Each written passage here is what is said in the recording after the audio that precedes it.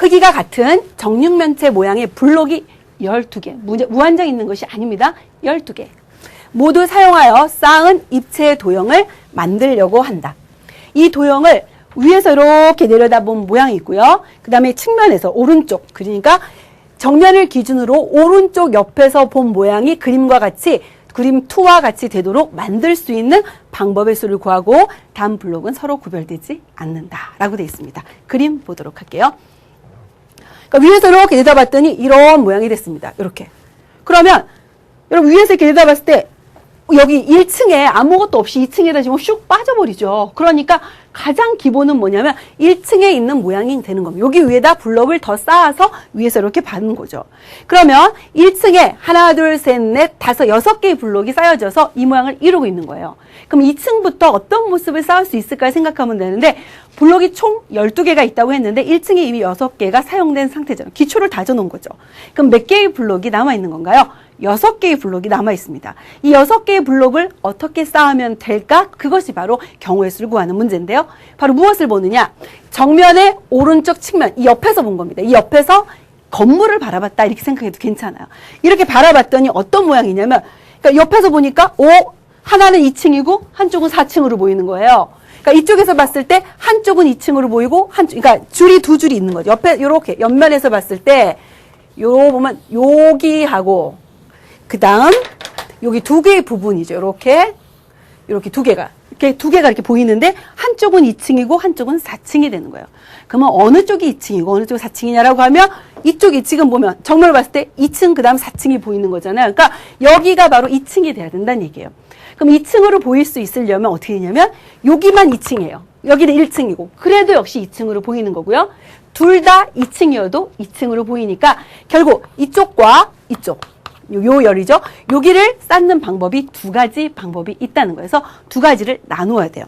그럼 어떻게 나누냐? 여기 둘 다 2층 이렇게 생각할까요? 선생님 이렇게 표현할게요. 둘 다 2층.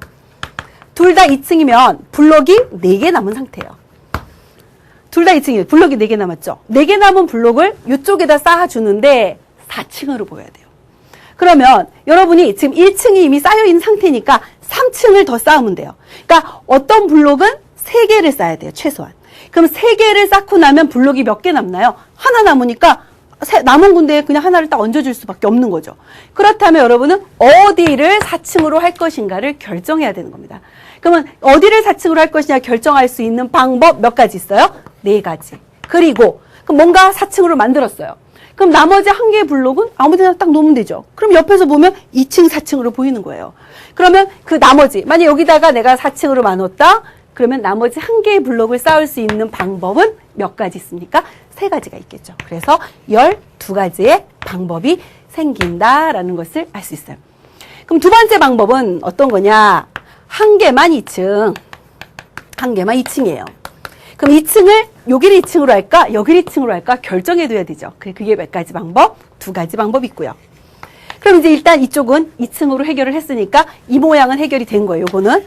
그럼 이제 4층을 역시 같은 방법으로 해결해야 되는데 1개만 2층을 했기 때문에 1개의 블록만 사용했어요. 그러면 남은 블록은 몇 개예요? 5개의 블록이 남아있는 거예요. 그럼 5개의 블록을 여기다 쌓아서 우리가 이제 4층으로 보일 수 있도록 여러분들이 만들어주면 되겠죠. 그러려면 5개의 블록을 4층으로 보이게 하려면 하나는 3개를 더 쌓아야 되는 거죠. 1층이 있으니까 2층, 3층, 4층. 역시 어때요? 4층으로 만들 장소, 그거를 정해야죠. 하나, 둘, 셋, 4개 중에 어디를 4층으로 쌓을까를 여러분이 결정해야 됩니다. 그게 몇 가지 방법이 있나요? 4가지 방법이 있겠죠. 그래서 어딘가를 이제 4층으로 쌓았다면 남은 블록이 이제 3개를 사용했기 때문에 블록이 2개 남아있어요. 그 2 블록을 마음껏 아무데나 마구 쌓아도 된다는 거예요. 그래서 우리가 여기서 사용할 수 있는 게 바로 중복조합이죠. 남은 3군데 중에 중복해서 한 군데에다 2개 다 쌓아도 되고 중복해서 2개를 쌓아주면 되니까 3H2 이렇게 경우의 수가 생긴다라는 겁니다. 그럼 4, 2, 8 곱하기 이 값은 우리 중복 조합의 수 계산하면 3 플러스 2 마이너스 1 하니까 4 컴비네이션 2가 돼서 6이 되죠. 그래서 48가지의 경우가 생기고 1번과 2번은 배반 사건이죠. 절대로 같이 일어날 수 없는 배반 사건이니까 각각의 경우의 수를 어떻게 한다? 더해준다라고 해서 12 플러스 48 이렇게 하니까 60가지의 경우의 수가 생긴다라는 것을 알 수 있습니다. 입체기 때문에 여러분 당황했을 것 같아요. 그러나 옆에서 이렇게 봤을 때 한쪽은 2층, 여기는 4층. 그러면 어떻게 될까? 1층을 기반으로 해서 이미 1층까지는 쌓여있는 상태다라는 아이디어가 필요한 거고요. 그럼 남은 6개의 블록을 어떻게 쌓으면 측면에서 봤을 때 이쪽 줄은 2층으로 보이고 이쪽 줄은 4층으로 보일 수 있을까라는 것을 생각하면서 여러분들이 상상의 날개를 펼쳐야 이 경우의 수를 구할 수 있다라는 것을 여러분들이 알 수 있습니다.